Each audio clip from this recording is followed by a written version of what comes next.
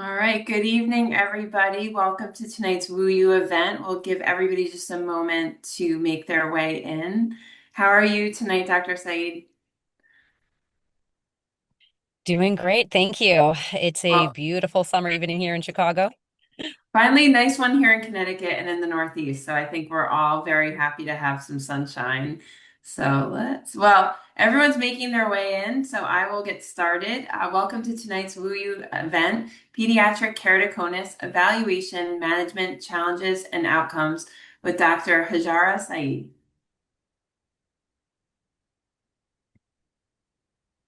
You can, thank you. And I'm your host, Dr. Jennifer Stewart. And thank you to Glaukos for providing an educational grant to support tonight's event. Just some reminders for each hour of CE, attendees must be online for a minimum of 50 minutes. For a COPE certificate, please fill out the survey link in the chat. The survey link will also appear when the webinar ends. CE certificates will be delivered by email and sent to ARVO with your OE tracker numbers. We'll display the QR code at the end of the event if you have the OE tracker app on your phone. CE certificates will be emailed within 4 weeks. And throughout the presentation, please use the chat and the Q&A to ask questions. We're going to take questions throughout. So usually we go at the end. We'll still do questions at the end, but we're going to try and make this as interactive as possible. And if you have questions, I'm going to try and get them in as we go. So make sure you keep asking your questions in the chat and Q&A. Here's where you can find it if you're on your mobile device. And it's my great pleasure to introduce Dr. Saeed. This is your first Woo You presentation, right? Yes, it is. Excited. Oh, we're welcome to Woo You. We're excited to hear from you. She's an associate professor of ophthalmology at the University of Illinois, Chicago, with part-time appointments at Harvard Medical School and Loyola University Medical Center. After completing her cornea fellowship at Mass Eye and Ear, Harvard Medical School, she stayed on as faculty for 5 years, where she was the program director of the Cornea Fellowship, director of the Pediatric Cornea Service, and associate director of the Ocular Surface Imaging Center before joining the University of Illinois Chicago in 2022. At UIC, she's associate director of the Ocular Regenerative Medicine Fellowship and has an NIH and DoD funded lab where she conducts research on severe ocular surface disease, including Stevens-Johnson syndrome and burns. Her clinical practice is focused on providing expert care for adult and pediatric patients. Her clinical and research interests include pediatric corneal disease, including keratoconus, imaging of the ocular surface, public health, and eye banking in the developing world. Welcome to Woo You. Before we get started, there's a quick poll that just launched. So if everyone can just take a moment, we just want to gauge your knowledge before the presentation starts. So there's just 3 quick questions. If you could just fill those out quickly. And then we will continue to go on. There will also be a poll at the end, so stay tuned for that. But I'm going to keep going as everyone's doing that poll. And here are Dr. Said's financial disclosures. And with that, I'm going to turn it over to you. I will keep monitoring the chat for Q&A for questions. So I may just interrupt here and there if we get a question that's pertinent. So excuse my interruptions, but I know we're going to have a lot of questions. So I will turn it over to you. Thank you so much, Dr. Stewart. Me, it's here. Okay. Um, yeah, this is my first time on UM University. Really excited to be presenting to all of you. Pediatric cornea and pediatric keratoconus in particular is really a passion of mine, and I feel honored to be able to present this data. There are not a lot of pediatric cornea specialists. For some reason, nobody likes doing it, but I do. And I see a lot of patients and a lot of referrals for patients with pediatric keratoconus. It's such a unique and sometimes challenging patient population that can really benefit from unique evaluation management because of their unique challenges. And I'm hoping that presenting the information that I have here will really help guide you in making some of these management decisions for these patients that could really benefit from management to preserve their best corrected vision. So thank you very much. Any relevant disclosures include a patent that we have pending on a microneedling device that can be used for drug delivery to the cornea, stroma, and cross-linking, and I will be referencing that a little bit later in the talk. My other disclosures are not relevant. So pediatric care is difficult. So that's a little, and most of you probably are already aware of keratoconus in the adult population, and know how to manage and refer them pretty well. But pediatric keratoconus and pediatric patients is a different ballgame. I'm just showing a screenshot here from my practice manager from last year that he was just sending emails out about patient shout outs, nice comments that patients have made. And one patient said, they spelled my name wrong, but Dr. Saeed and her fellows were very accommodating, even going so far as to do the exam while he was standing on his head. They were always very patient and kind. I mean, it's hilarious, but it's actually true. I mean, this happens all the time. The kids are jumping all over the place, upside down. You're trying to examine them. And it's just really difficult, which is why the evaluation and management is also difficult. And I have to give my hats off to pediatric glaucoma and retina specialists who actually have to look in the back of the eye while the child is upside down. So I guess my job is a little bit easier. Compounding that with associations with keratoconus, which include eye rubbing, that can be associated with atopy or vernal keratoconjunctivitis. You have this behavioral eye rubbing that can complicate the exam and being able to assess the patient appropriately.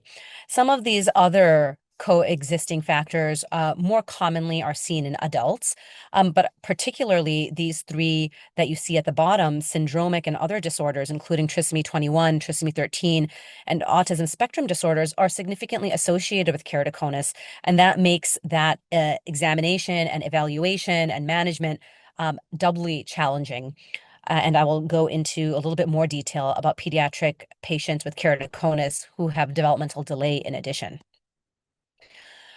But the importance of keratoconus evaluation in children, it really is paramount. Children typically progress much faster than adults, and they're often unable to tolerate contact lenses, and especially sclerals. So a lot of these patients who have moderate to severe disease really need scleral contact lenses to get them to their best corrected visual acuity. But children, whether they're developmentally delayed or not, are often unable to tolerate that form of correction, and it really reduces their ability to get to their best corrected visual acuity. And then that in turn has significant impacts on their learning and academic outcomes, their psychosocial development, and their quality of life, which can be profound. And even outside of the visual limitations, there can be significant impacts of just the disease keratoconus itself on learning and academic outcomes.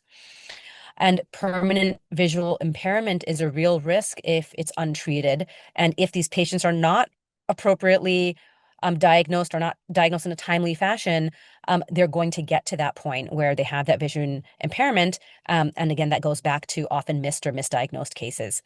And so timely intervention is obviously more effective, both in children and in adults, but particularly in children because of the rapid progression that can occur in those situations.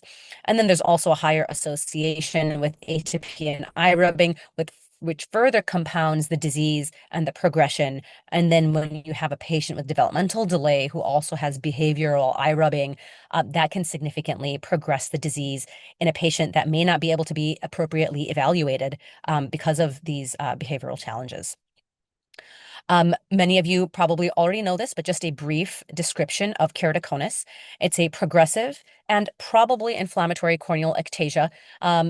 Historically, it was not considered an inflammatory disease, but more recent data in the last decade or so really does show that there is an inflammatory component to keratoconus, and is characterized by stromal thinning and conical protrusion of the cornea, leading to visual distortion and irregular astigmatism.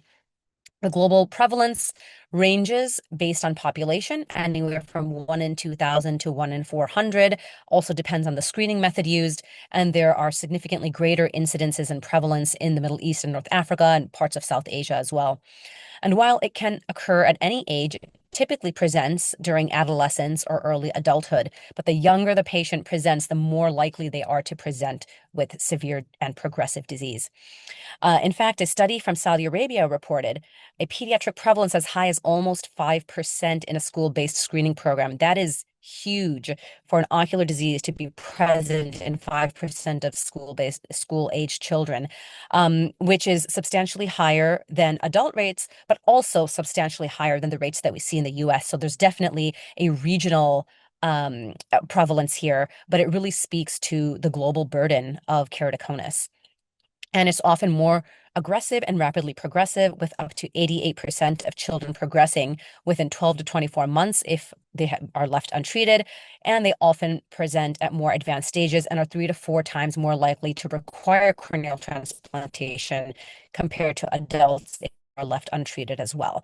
And I'll get into this a little bit later, but the outcomes of corneal transplantation in children are far worse than in adults. And so doubly important to really diagnose that at its earliest stages so that we can manage them most effectively.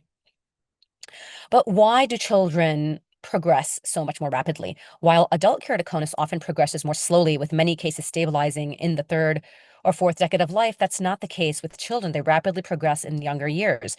This is one example of a 13-year-old patient that I had.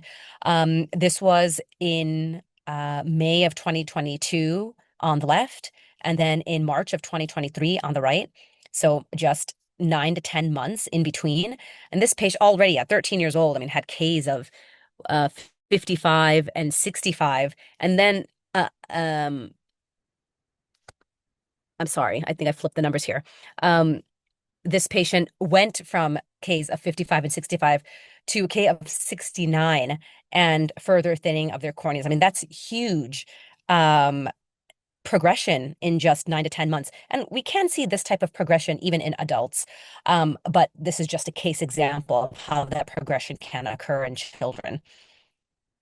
And some theories include pediatric corneas being inherently more elastic and biomechanically unstable, along with elevated levels of MMPs and oxidative stress in children that may accelerate the stromal collagen breakdown. And so this really just underscores the importance of early detection and timely intervention, as delaying treatment significantly increases the risk of irreversible visual impairment and the need for corneal transplantation, which we'll talk about in a little bit as well. But despite the data that I just presented showing the progressive nature in children, children are getting left behind. And this is due to several variables. One of them is delayed diagnosis. Children are more difficult to evaluate. You may not be able to get the type of imaging that you need on them. They also don't express complaints in a recognizable fashion oftentimes. You cannot really recognize their visual complaints as something that may be characteristic of keratoconus. And there are oftentimes socioeconomic barriers with getting the patients into clinic and getting them evaluated. For me, in my practice, the vast majority of my patients, my pediatric patients with keratoconus, have Medicaid. And so that already limits oftentimes where they can go for care, the types of interventions and procedures that they can get, including cross-linking, which I will talk about in a little bit, and that can further delay diagnosis for these patients. There may also be regulatory and clinical hesitation when it comes to cross-linking for these patients, particularly because of the FDA approvals, although off-label use in children is universally, I mean, okay, the youngest patient that I've done is 8 years old. And but because of these initial recommendations, there may be some hesitancy in certain groups in certain parts of the world. And also the need for cooperation, not only just for the exam, but for the procedure itself. It can be very difficult for a child to be able to lie in one place for a procedure for 1 hour for the cross-linking. And if it's done under anesthesia, and I'll talk about the procedure under anesthesia a little bit more detail in just a little bit. But doing it under anesthesia also has its other associated delays and complications associated with it. And then there's access and cost barriers, which I touched upon, and then lack of clinical guidelines in the pediatric setting. And so oftentimes clinicians just don't know what to do next when they have a patient that they may be suspicious for keratoconus in.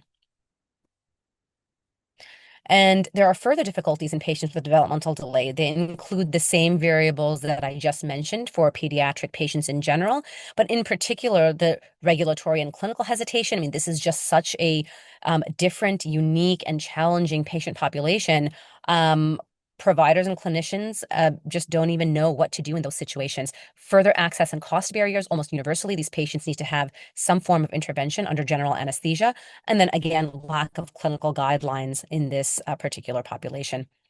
But also, patients with developmental delay often cannot tolerate contact lenses or sometimes even glasses. So that really means they have such a limited window of opportunity to really preserve their best corrected visual acuity. So you can see this photo on the right here with a conical appearance to the cornea and no real scarring otherwise of the cornea in an adult or otherwise healthy child or adolescent wearing an RGP or a scleral contact lens or a hybrid lens may get them to the 20/20 to 20/40 range easily. But in a patient with developmental delay, their best corrected visual acuity may be their uncorrected visual acuity, which is going to be 2150 to 2200 level. So such a massive difference in the best vision that they can acquire and result in as a result, their quality of life. And it's even more difficult to monitor keratoconus in patients with developmental delay due to the limited subjective feedback about visual complaints, the imaging and exam difficulties. So, whereas you may be evaluating a patient, pediatric patient with keratoconus who does not have developmental delay, maybe every 3 to 6 months or so. For a child that does have developmental delay and you're not able to do that, you may have to take them back for an exam under anesthesia. And doing that multiple times a year is just not feasible. And then more cross-linking specific issues include poor understanding of the disease and the post-operative pain and care that is necessary. Eye drops themselves can be difficult to administer, particularly in children with sensory sensitivities and behavioral challenges or communication deficits. And then anesthesia protocols may need to be adjusted for comorbidities that often exist in these patients with developmental delay, systemic comorbidities that can make anesthesia challenging.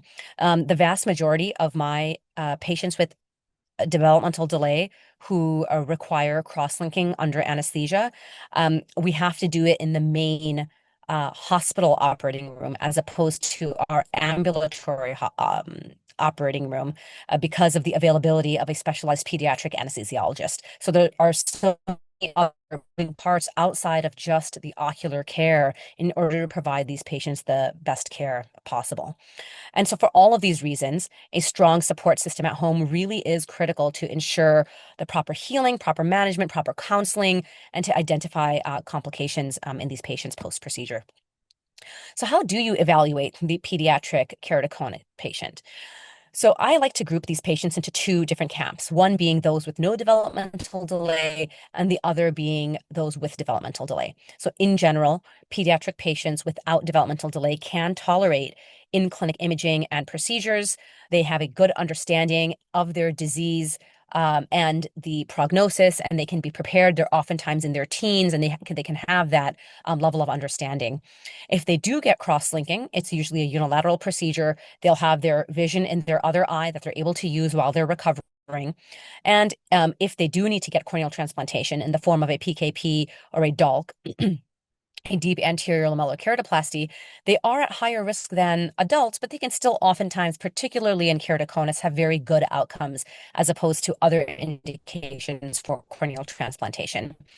And when it comes to visual rehabilitation, whether it's pre or post procedures, they can often tolerate glasses or contact lenses, and they are able to get to their best corrected visual acuity. However, in patients with developmental delay, they cannot tolerate in-clinic imaging and procedures. And I will talk about how you can get around these challenges. They may not be able to understand the who, what, where, when, whys of the procedure. Why is this happening to me? Why is my vision poor? Why am I having pain after this procedure? They just are often not able to understand that, and that can really compound the stress that the patient and the family both feel. And if these patients do need cross-linking, it's often done as a bilateral procedure under a general anesthesia, and I'll talk about that more in a little bit. And if they need corneal transplantation, these are very high-risk cases because they often have behavioral eye rubbing that is very difficult to control. That can result in poor healing of the transplant, persistent epithelial defects, dehiscence of the graft, and really can result in very poor outcomes. And importantly, they cannot tolerate glasses or contact lenses very often. They can tolerate glasses for the most part. There are is a subset of the population that cannot, but contact lenses are almost always not something that's tolerated, and so they're really missing out on their ability to get to their best corrected visual acuity. So for patients, pediatric patients without developmental delay, I will get their evaluation and imaging. I'm sorry, my throat's a little dry.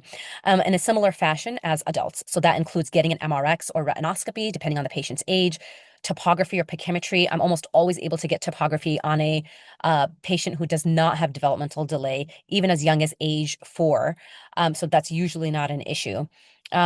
If for some reason you're not able to get topography, I try to get autokeratometry, which requires less attention from the patient. It does require them to look straight ahead for at least several seconds, but I'm usually able to get one of the two in any pediatric patient without developmental delay between the topography and the autokeratometry. And then a slit lamp examination, usually able to get a good look at the eye, see if there's any scarring, Votstria, Munson sign, any signs of keratoconus. And one of the telltale signs, and what I often get referrals for, is a scissoring reflex on the retinoscopy, which is done by our pediatric specialists and our optometrists. And they're really able to get a good retinoscopy in these patients most of the time. Whereas a pediatric patient with developmental delay, they cannot tolerate that in-clinic imaging. I will attempt getting autokeratometry in the clinic, and in some cases I am able to get it, but oftentimes I will need to do an exam under anesthesia at the time of the planned cross-linking. So while they're under anesthesia, getting the autokeratometry, getting the pachymetry, and then making a clinical decision as to whether it's likely this patient has keratoconus or not, and then deciding to proceed with the procedure at that time. So you evaluate a patient, you determine that they have keratoconus, whether it's in the clinic or in the operating room under anesthesia. But then what are the next steps? So you have to determine whether this patient actually has progression. And in an adult, that's pretty easy, or even in an older adolescent, have them come back again, repeat the topography, and see if they have signs of progression. But in younger patients, and particularly patients with developmental delay, it's very difficult. Are you going to take them back to the operating room and put them under anesthesia again to get readings to determine whether they've had progression? And so I really do make a clinical decision based on the patient's past history, their current presentation, as to whether the next step is going to be monitoring corneal transplantation or corneal collagen cross-linking. Particularly in patients with developmental delay, I have a much lower threshold. So if they have signs of keratoconus, I will often not determine if they have progression or not in the traditional manners which insurance oftentimes looks for. But you are still able to document it in a way that shows that they do have progression, because getting them back to the OR just to do an exam under anesthesia for pachymetry and keratometry is often not very feasible. So say you now have a patient and they have progression. Do you do corneal transplantation, corneal collagen cross-linking? And so there's certain cases where it's obvious. So this is an obvious case. You have a severe advanced progressive disease. You have scarring of the cornea, very thin packies. You're unable to fit or tolerate contact lenses. And there's a need for significantly improved, uncorrected visual acuity. In this case, it's a no-brainer. We, as a cornea specialist, we would do corneal transplantation. However, in patients with developmental delay or behavioral challenges, these are high-risk cases. So again, early evaluation, early evaluation, early evaluation. That is how we can best do right by the patient in order to get them the care earliest on in their disease. Can I But what about interrupt? cases that have no scar? Can Mhm. I interrupt really quick? There's Yes, go just ahead. three questions, so I wanted to get them before we get too far away. I'm sorry to interrupt. Yeah, great. Um, do you feel the increase in prevalence of the two demographics that are more prone to keratoconus is due to genetics or nutrition? Is that anything that's been studied that you know of? Yeah, that's a great question. It seems to be mostly due to genetics. and the environment. So perhaps the drier environment, dusty, sandy environment, that may also increase the risk of eye rubbing. So I think it's a component of environmental and genetic that puts those two groups at high risk. Are there other causes of the scissoring reflex in the retinoscope? So there can be just high astigmatism in general that can give the scissoring reflex, and that's actually the majority of the time what I see in patients who are referred for rule out keratoconus is that there was a high scissoring reflex. The patient was referred, but it actually, after I got a topography, saw that it was actually just high with the rule astigmatism. But completely okay, and actually the preferred practice pattern to, if you see a patient like that, to refer them because that's the only way we're really going to definitively know. So yes, most often the scissoring reflex is not because of keratoconus and maybe because of astigmatism. There's one more, and then I'll let you get back to it. Given hypothyroidism's correlation to keratoconus, in light of normal central Ks, how do you approach a prescription shift in this patient? Would you do topography to rule out keratoconus? And if normal, what do you think causes a prescription shift in hypothyroidism? Hmm. So if there is keratoconus associated with hypothyroidism, it's often difficult to know whether it's truly due to the hypothyroidism or not. But if there is a shift, um, the question was how to manage the prescription. Yeah.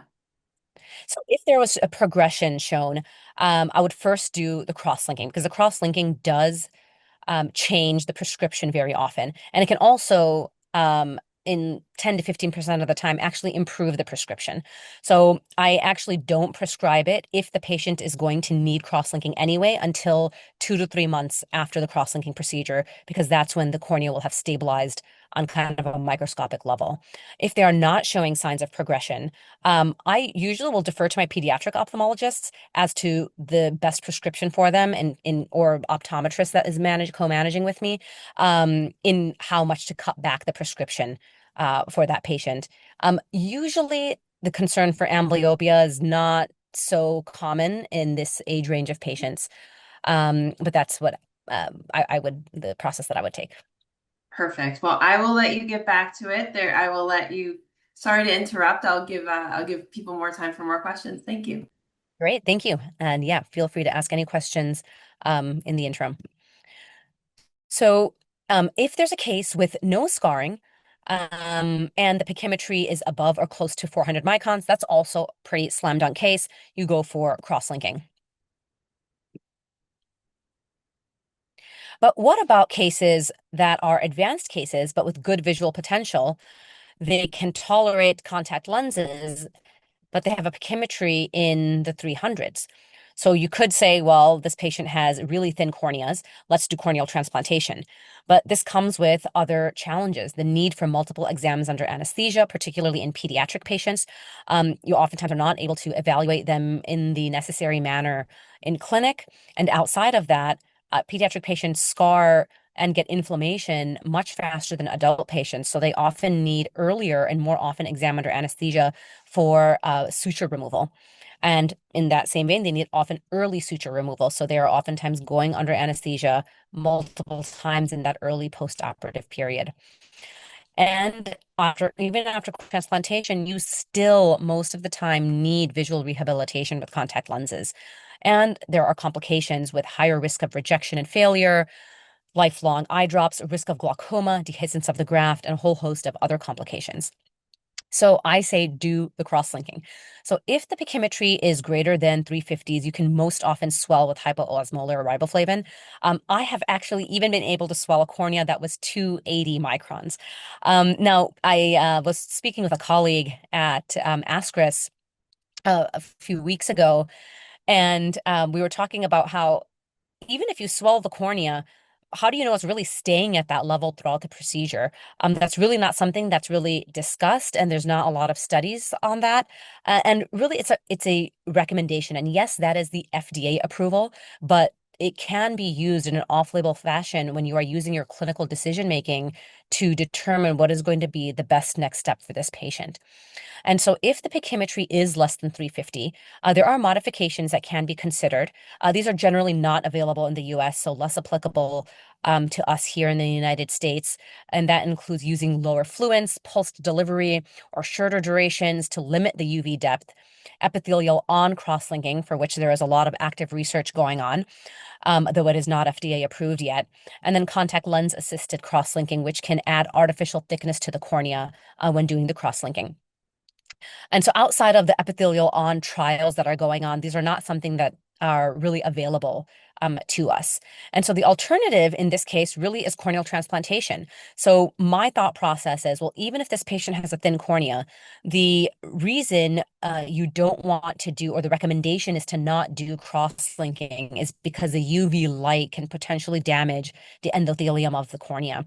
But if this patient is headed towards a corneal transplantation anyway, that's the alternative, then there's really very little risk in doing the cross-linking. So even if they are in that minority of patients where there's endothelial damage, well, they were going to get a corneal transplantation anyhow. So I often do cross-linking even in cases with thinner corneas. And cross-linking really is the gold standard. That is the only and definitive procedure to stop the progression of keratoconus. And as I have mentioned many times in this presentation already, in pediatric patients, particularly in pediatric patients with developmental delay, is really all about early management and intervention to preserve their best corrected visual acuity. So what is the counseling process for a patient that does need cross-linking? So in patients with no developmental delay, again, don't wait until there is severe disease. Children progress faster. So if there's any inkling of a patient potentially having keratoconus, have that patient evaluated. And if cross-linking is determined to be needed, I prepare the patient and family ahead of time for the need to be able to lie flat for an hour plus. And that's not easy for a 10, 11, 12, 13, 14-year-old to do. Bring headphones, music to listen to be able to relax. I counsel them on the post-operative pain, that it's normal and expected, that narcotic pain medications will be given. And for younger patients who cannot swallow pills, I actually use Roxicet, which is an oral solution, so that they're better able to ingest the narcotic pain medication and then take a week off of school or any other activities that they're doing. The counseling is pretty similar to that of adults, except that there's a greater risk for progression and need for retreatment in children as opposed to adults. So intraoperatively or intra-procedure, these patients, pediatric patients without developmental delay, do have a good understanding and they can be prepared ahead of time. I just do local anesthesia for the cross-linking along with oral Ativan, and just a lot of verbal anesthesia, hand holding. I rarely have the parent come in the room. I feel that just kind of exacerbates the situation. But in rare cases where a patient really does need that, I will allow that to happen. And again, it's a unilateral procedure where the standard Dresden protocol is done. We've all seen this with the alcohol that's applied onto the surface of the eye. It's removed, the epithelium is debrided, and then the UV light is used to actually cross-link the cornea. But with patients with developmental delay, there's an even lower threshold for treatment, again, because they often can't tolerate correction, and corneal transplantation is much higher risk due to the eye rubbing and drop compliance. And so the discussion with the family is different than for pediatric patients without developmental delay. I universally do cross-linking for these patients under general anesthesia, and I strongly encourage bilateral procedure. It's one episode of pain and discomfort. Yes, it will be in both eyes, the vision and pain in both eyes, but it's one episode. Both eyes usually heal at a relatively similar rate. And then unless they need retreatment, won't have to go in for anesthesia for the second eye. So it minimizes the general anesthesia that they're exposed to as well. If the measurements cannot be taken in clinic, which is often the case in patients with developmental delay, I will do autokeratometry under anesthesia, as well as pachymetry in the operating room, and then determine the need for cross-linking. So I have to reserve enough case time so that in the event I make the clinical decision that they do have cross-linking, or I'm sorry, that they do have keratoconus and they need cross-linking, that I have the time to do a almost 2-hour procedure. And I utilize a modified technique in these patients to reduce pain and accelerate healing, which I will talk about in just a few minutes. So for these patients and their family members, I really have to prepare the family ahead of time. It's going to be a bilateral procedure where the patient will have pain and blurry vision in both eyes for the first several days to a week, and the eye rubbing really needs to be controlled. A lot of these patients have behavioral eye rubbing and other behavioral challenges, and the family needs to plan ahead for that. And so I often counsel on the use of elbow splints.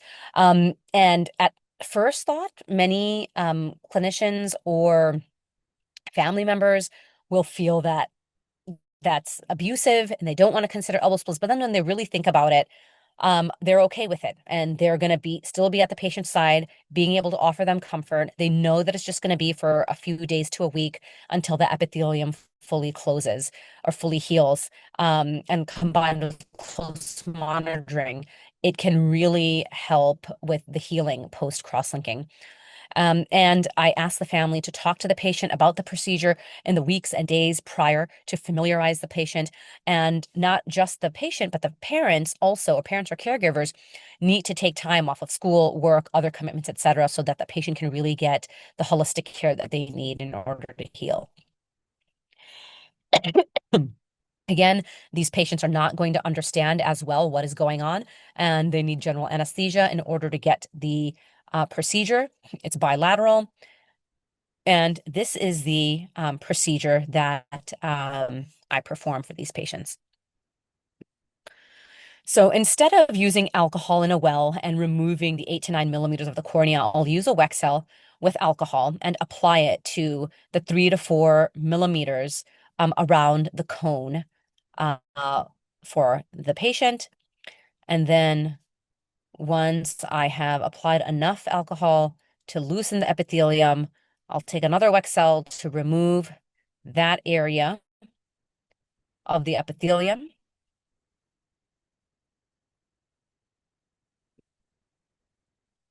Until we just have a small central defect over the cone.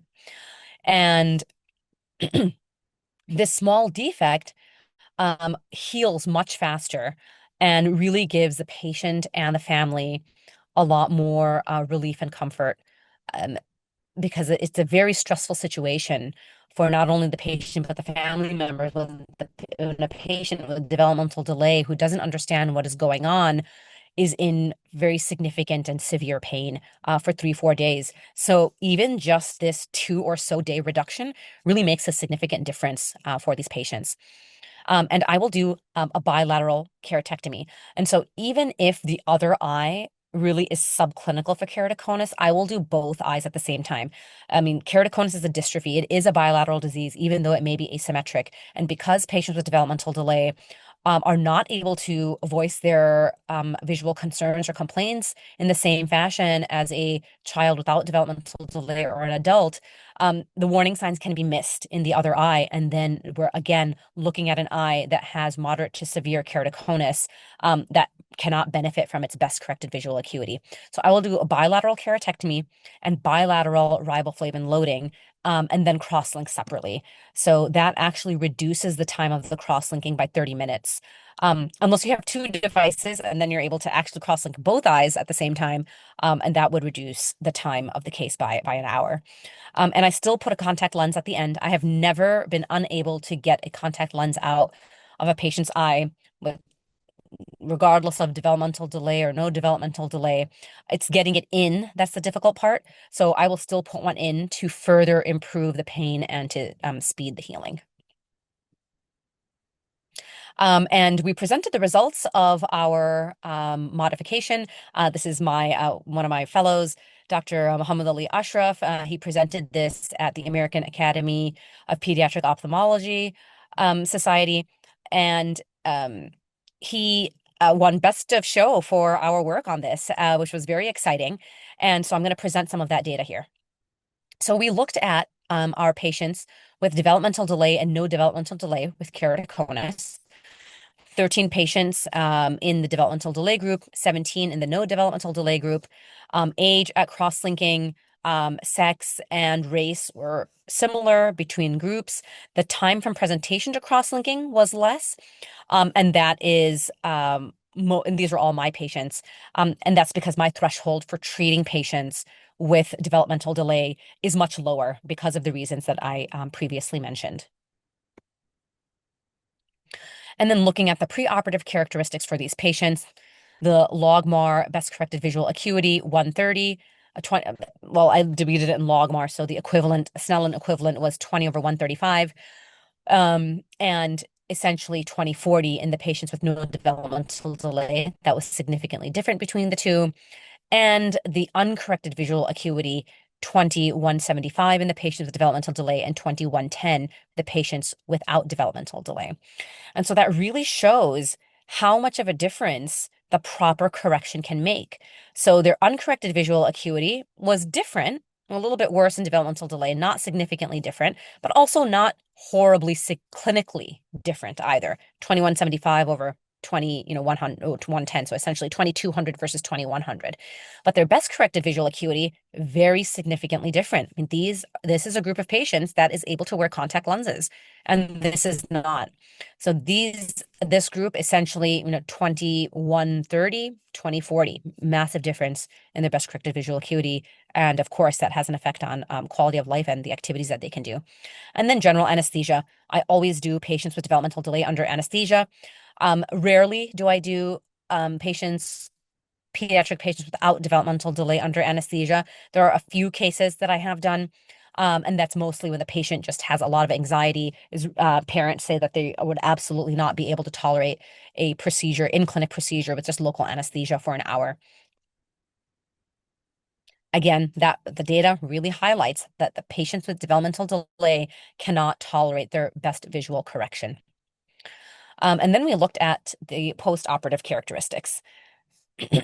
So we looked again at the best corrected visual acuity in patients with developmental delay, 21/10. And again, these data were only available in a subset of patients and 14 eyes because a lot of times we're not actually able to get the best corrected visual acuity or any visual acuity that is actually be able to be documented in a Snellen fashion for those patients with severe developmental delay. And uncorrected visual acuity of 21/44.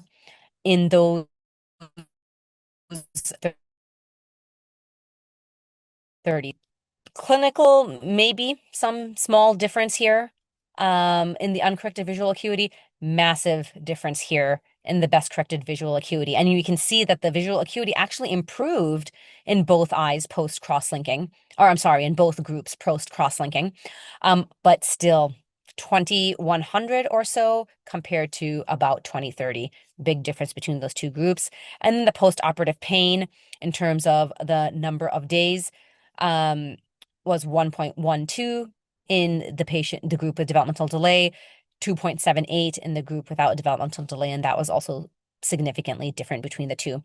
And just anecdotally, and in speaking to my patients, the intensity of the pain was significantly reduced as well. Because this was a retrospective study, we actually did not document the intensity of the pain, but I think that would be very valuable information. And just from knowing the patients that I've done and I've seen, the level and intensity of their pain is also significantly reduced. And the number of patients needing repeat treatment was similar between groups as well. And so, although this is not a type of procedure that is originally indicated, and we don't have data outside of what I'm presenting here, the follow-up was pretty significant. I would say intermediate level follow-up. Patient with developmental delay, 20 months, and those without developmental delay, about 18 and a half months. And there were few patients that needed retreatment and similar between groups. And because the threshold for doing cross-linking in patients with developmental delay is so much greater for many ophthalmologists because of all of the resources and environment that is required, I say do a procedure that you can actually have some form of outcome in and shows good intermediate results rather than not doing the procedure at all, um, because it's not something that has been well documented or well studied outside of what I'm presenting here. Furthermore, I will say that the requirement by most insurances is epithelial off cross-linking. They don't really say the amount of keratectomy that needs to be done. And so think that this still qualifies as an epithelial off. Well, it is epithelial off cross-linking, even though it doesn't meet the 8 to 9 millimeters of the Dresden protocol. And the reason that I think this technique works is that it's a large enough keratectomy that the riboflavin can still penetrate and diffuse through, and it can get under even the healthy epithelium because of the defect that has been created. And so whether the long-term effects are going to be the same as that with the Dresden protocol, I don't know. But the intermediate results do seem promising. And so I would much rather do a procedure that the patient and family is going to be able to tolerate, and then potentially do a repeat procedure in the future, as opposed to no procedure at all. Or a very painful procedure that can be very traumatic for the patient and family. So probably the largest roadblock for getting cross-linking are insurance concerns. And Medicaid is really the biggest challenge. As I was mentioning earlier, the largest component of my pediatric keratoconic cohort are on Medicaid, and it's very challenging to get it approved. Often, even Medicaid will approve of the peer-to-peer, but no one has time to do that. The physicians didn't have time, even the billing staff at the hospital don't have time to spend hours on the phone to try to get a peer-to-peer with an unknown outcome for a patient. Now, Glaukos does have mechanisms to assist with insurance approval, but it's still a cohort of patients that really do lack access to timely care. And I'm working with Glaukos to find out where a lot of those roadblocks lie on a state by state basis, because Medicaid is state by state. But until that roadblock is overcome, there is a large cohort of pediatric patients and adult patients who are not able to get the cross-linking care that they need. However, I will say that pediatric cases that are done under general anesthesia are universally approved because they're bundled under anesthesia. And it's not actually that the cross-linking itself is approved. I think oftentimes we're not even reimbursed for the cross-linking, but we're reimbursed for the exam under anesthesia and sometimes for the drug, even if it's not for the cross-linking procedure itself. So what are future directions for pediatric keratoconus care? Earlier and more accurate diagnosis. So school-based topography screening programs are being piloted to detect keratoconus earlier, particularly in these high-risk regions in the Middle East and South Asia. There are artificial intelligence-driven imaging analyses being developed, devices that can detect keratoconus in their earliest stages before conventional signs appear. And this will be very useful for patients with developmental delay, because when you're in the operating room under anesthesia for an exam under anesthesia, and you are relying on just autokeratometry and pachymetry, these sorts of AI-driven image analysis will really be able to give a more accurate picture about the keratoconus status for those patients. And then genetic screening and biomarker research, which may help identify children at risk before clinical symptoms emerge. And then more personalized and safer cross-linking protocols, which are more difficult in children as they progress faster and there are higher rates of retreatment, but focusing these efforts on the pediatric cohort in specific will allow for more personalized protocols. And then, of course, there are epithelial on treatments and protocols that are being actively studied to improve riboflavin penetration while minimizing discomfort and recovery time. Though more data are needed in children. And because children do progress faster, really unknown whether an epithelial on treatment would be adequate enough to prevent progression in these patients. So I wanted to take a moment about another alternative um, to epithelial on cross-linking.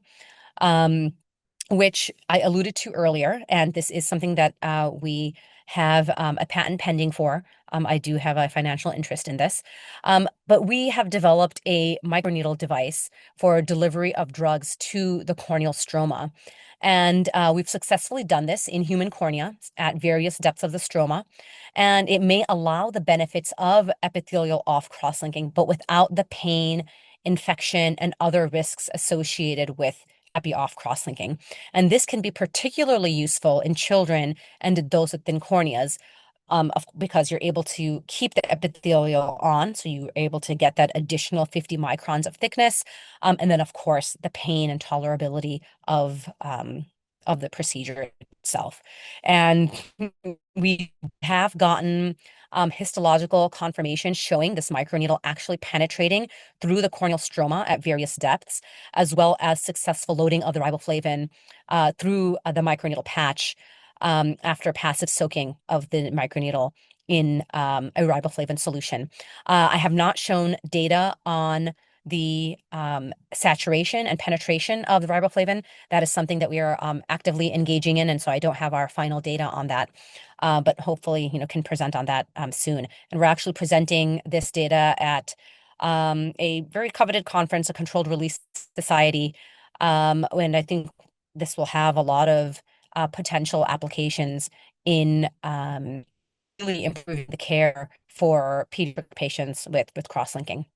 So in conclusion, pediatric patients with keratoconus often cannot be evaluated or treated in the way that adult patients can. Pediatric patients with developmental delay often need to be evaluated under anesthesia to determine diagnosis and perform treatment. Early cross-linking is essential in maintaining best visual acuity in pediatric patients, particularly those with developmental delay, because again, they cannot benefit from the um, uh, contact lenses and potentially even glasses that other patients can. A modified treatment protocol may lower the threshold for performing this procedure in pediatric patients with developmental delay, and the future really holds promising advances for the care of these patients with keratoconus.